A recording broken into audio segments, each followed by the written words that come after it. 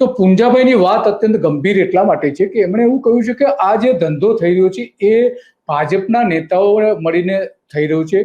ભાજપના ચૂંટાયેલા નેતાઓ પાસા હેઠળ જેલમાં હતા અને એને ટિકિટ આપી ભાજપે અને ચૂંટાયા છે, એવો ગંભીર પ્રકારનો આરોપ એમણે મૂક્યો છે. અને આ આરોપ એટલા માટે ગંભીર છે કે ચૂંટાયેલા પ્રતિનિધિઓ જ્યારે કોઈ જેલમાં જઈ હોય પાસા હેઠળ અને એમને ટિકિટ આપવામાં આવે તો એ અત્યંત ગંભીર બાબત છે. ખરેખર તો આ ભારતીય જનતા પાર્ટીની ચડતી નહીં પણ પડતીની નિશાની દેખાઈ રહી છે.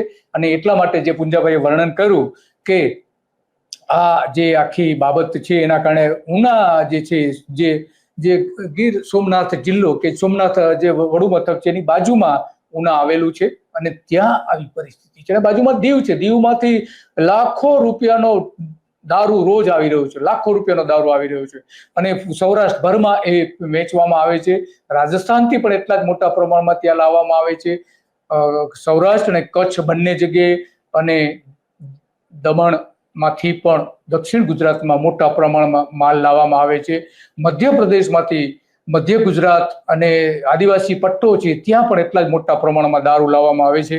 જે વેરાની ગણતરી સરકારે કરી હતી એ પ્રમાણે 1 લાખ કરોડ રૂપિયાનો દારૂ ગુજરાતમાં પીવાતો હોવાની શક્યતા છે અને એ પણ હલકી પ્રકારનો